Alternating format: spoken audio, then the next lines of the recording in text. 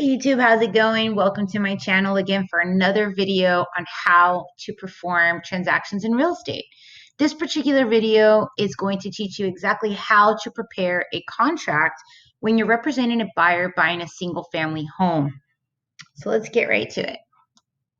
So what we're going to do now is make sure we have all the windows open that we need. We need the county appraisal district is something that I always use. You don't have to have it, but it does provide quite a bit of information. We'll put the information of the property here in a minute. Then I always have, of course, my local MLS here is in Houston, Texas, HAR.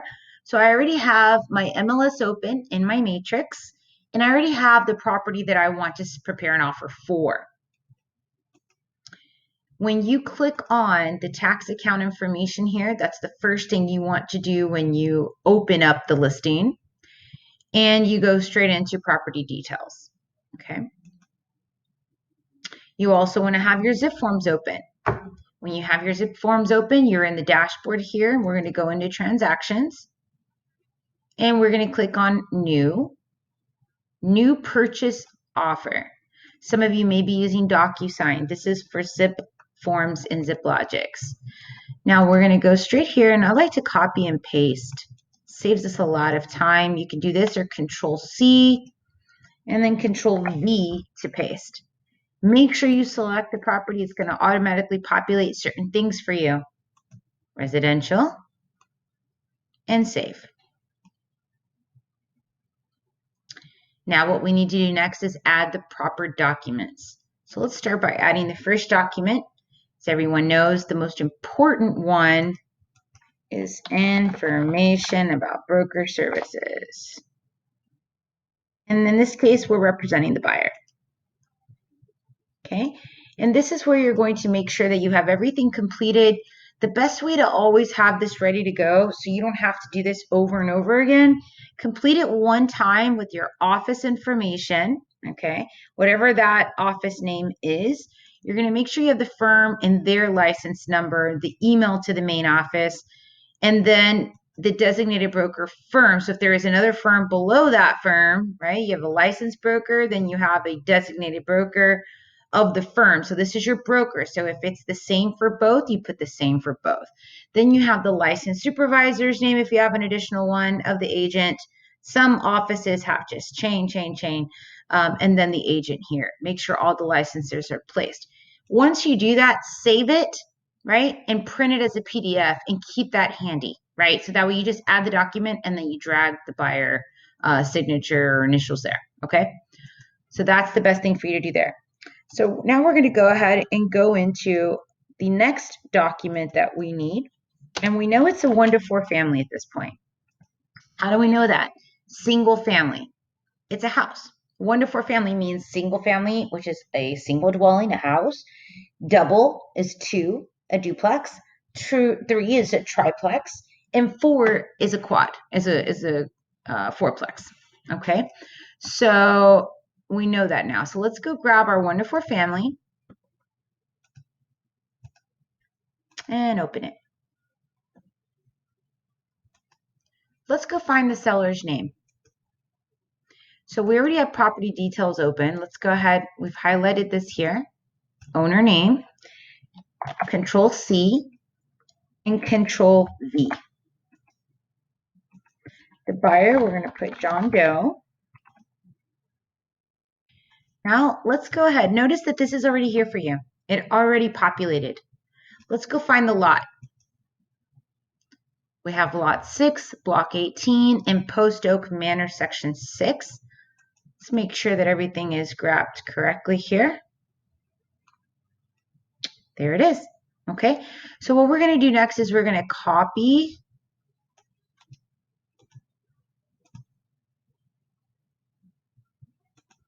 right here is where the subdivision goes. And you know that because it says addition. Okay, now I had this open if you recall, and the reason is I just feel like the color coding of it makes it so much easier to see things. But the reason why I'm so used to it is I've been doing this for so long that this realist And this tax account used to be through Stewart Title. I think it's still Stewart, but a much more updated version, which is called Realist now. Okay.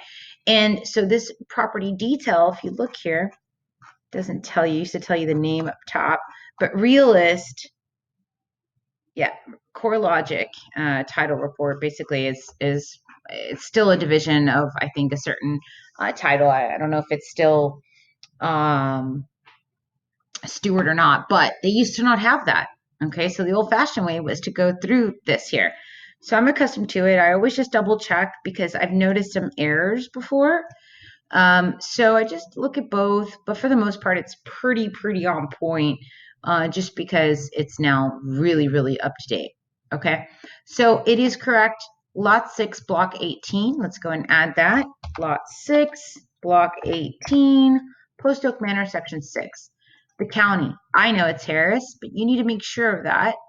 Harris County. Okay, let's go and input Harris. Exclusions, in this case, there are none. It is vacant. It is updated. Try not to leave any blanks anywhere in your contract. Now, the cash portion here, the buyers want to lowball this. Notice the price is $324.9. They want to lowball it because they know that the seller's in dire straits, which they're investors. I try not to offend anyone. $50,000 below the price is quite low. But if you notice how long it's been on the market, okay, this right here shows 56 days as of the last time it was refreshed on the market, and then it was on the market 252 days prior. So how do we know all the details? You click on Property Archive. Notice this here. It's going to go from oldest here on the bottom to newest. What we really care about, it was rented out at one point in time. We know that through 2018. That person sold it. That person sold it. So the last time they attempted to put it on the market was in 2016. They decreased the price to $315, $320. Then they withdrew it from the market when it was at $315,000 in 2016. They relisted it in 2016, couldn't sell it, withdrew it. Okay, and it was at $299 when it expired. They relisted it in 2018. Okay, so they've been trying to sell this for quite some time, but then it sold, okay, 2018. So 2016, 2017, problems. I don't know what happened. Maybe needed updates. Finally sold. Now you can actually click on this right here. You see this MLS number from 2018. If you click on that, it should show you pictures. Here we go. A lot of times they're missing, by the way. So let's look at this for a second. You want to go through this. Look how different it looks. The paint color looks fine, but it does look more outdated. The doors look fine. We're going to cross-reference this with what we have today. Ooh, pink bathroom. That looks original. Okay, these are little hacks, if you will, to really do your clients justice. You want to make sure that you really dig deep, okay, into each listing that you can find. This is how you're going to really be able to serve them the best way possible. All right, so it's sold just because, remember something, just because it's an original price, list price, that doesn't mean it sold for that. See, it sold for $250 in 2018, $265. Now, let's go back up to date. 2019, goodness, they started at $399. This must be the investors. Unfortunately, they weren't able to sell it at this price. That was very high for this area, in my opinion, and for the condition that it's in. Let's look at the listing to compare to what we just saw. If you notice, they gave it a fresh look on the outside. They probably pressure washed it, painted here, new windows. Look at that, light and bright. New flooring throughout. Similar paint color. Recessed lighting was already there. Open floor plan. They took that wall down. See that? Very nice. New cabinets. They repositioned things. And the shelving, it's like a butler's pantry almost. New appliances. You have gas here, which is great. That's kind of rare to have gas lines under the ground.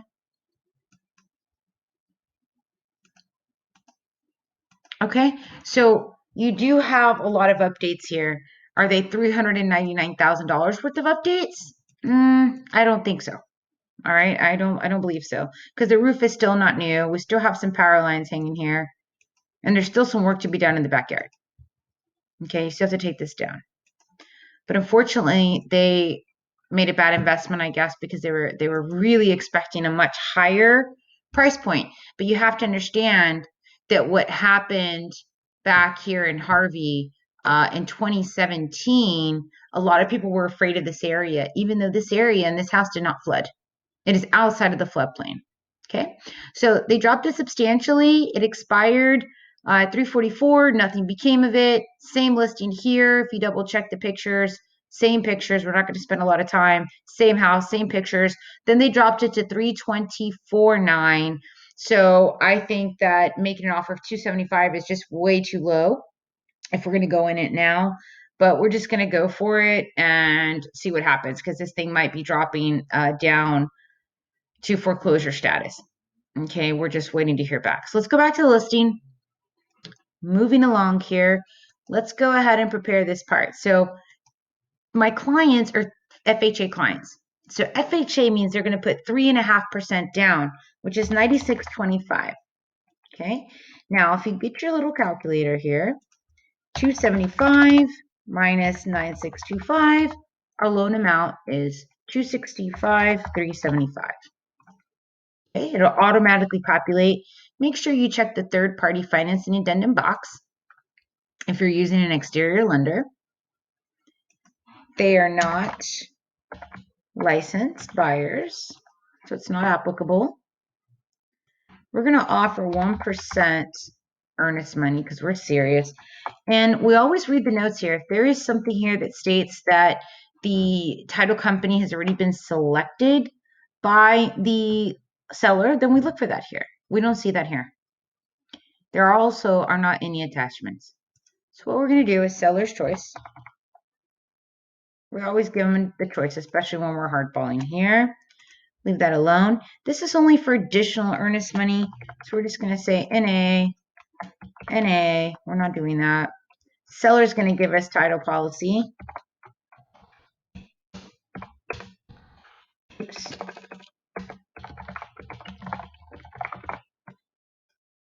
Okay, next page. This is title policy. Getting clear title and that title commitment letter is critical.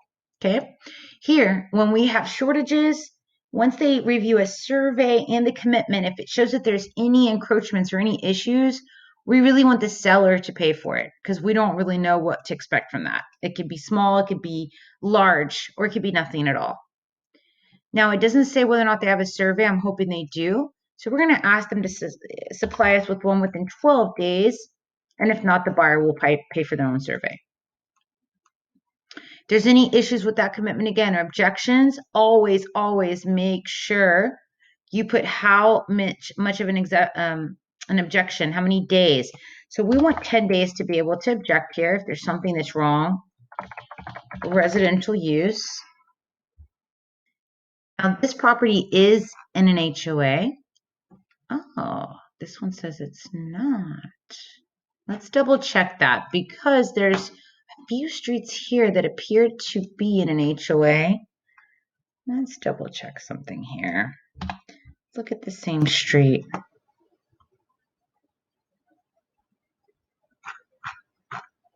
All right.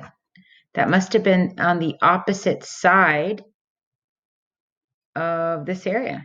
Good. So there is no mandatory HOA. That can be good and that can be bad because if no one takes care of their properties, well, then that's no good. See, here we go. There's a voluntary one. I thought I saw some stuff here. And then I see voluntary. So voluntary is not mandatory. So we do not need to do that. But you will find that if there is a voluntary HOA, you still have to pay a transfer fee. So we're going to go with no. All right, we're going to go with no. That's what it's telling us. So we're going to say it is not. All right, but just on that note, remember that just because clients, like if it isn't in a mandatory HOA, Clients don't understand that if it's mandatory, they must pay for this every single year. Make sure you tell them that. And this is why the state of Texas has added this to our contracts, because many people had begin to get fines, or you can even lose your house to foreclosure if that is not paid. That actually is the very first lien, and lenders don't like that. So if you don't pay your HOA, they can foreclose on your property, and you don't want that to happen. Okay. All right, let's go straight to property conditions, seller's disclosure. I don't see one attached as we saw there. So we're going to click there. We need to get one within 5 days. Actually, let's make it 3. We need an answer quickly. We accept the property as is. We'll do everything else. Make sure you read all these other paragraphs if you have not done so. We're going to go ahead and ask for $475 in home warranty. And we will put a closing of 30 days from now. Closing and funding. There isn't anything else. NA.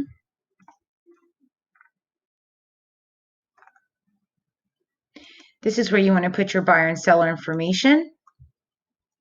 Now here we're going to have an FHA loan, so we must have our third party. There is not a mandatory HOA. We don't need that. And I'm pretty sure we need an LBP. Let's double check. It was built in 1960, so we do. Okay. I always add IABS here. And then let's double check, but I'm pretty sure I saw a refrigerator. Always double check that. A refrigerator and a washer and dryer are always separate, and they're non-real estate. So here is our refrigerator. We're going to add that. There are not washer and dryers. Here we go. So we're going to add non-realty addendum. And we are going to add $200 for 7 days to change our mind, and it will be credited. This is where you're going to put your information on your brokerage. Make sure you complete everything for the listing agent. They do not like it when you submit something with it halfway done or blank.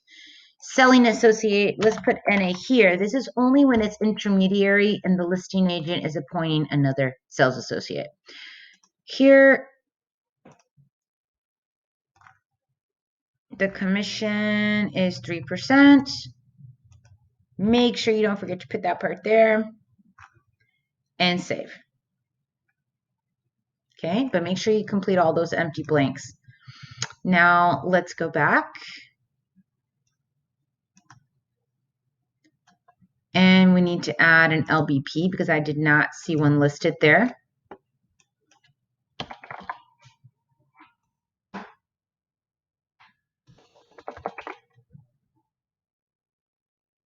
Make sure you grab the one that's for seller's disclosure and not the lease. There is also one when you rent a property that is built before 1978. Okay. So we're not going to complete the part for the seller. That's for them to complete. We're only going to complete the part for the buyer. Okay. They have to answer to these. So we have the right within 10 days to perform our own inspection. And I'm going to supply the protect your family from lead-based paint and save. Okay. And that we need to add a non-realty addendum.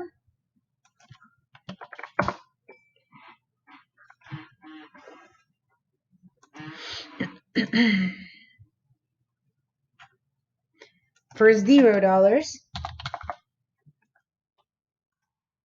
stainless steel refrigerator. And save. And go back. Okay, and that should do it. Oh, we need our third-party financing addendum. Very, very important. Third-party financing addendum.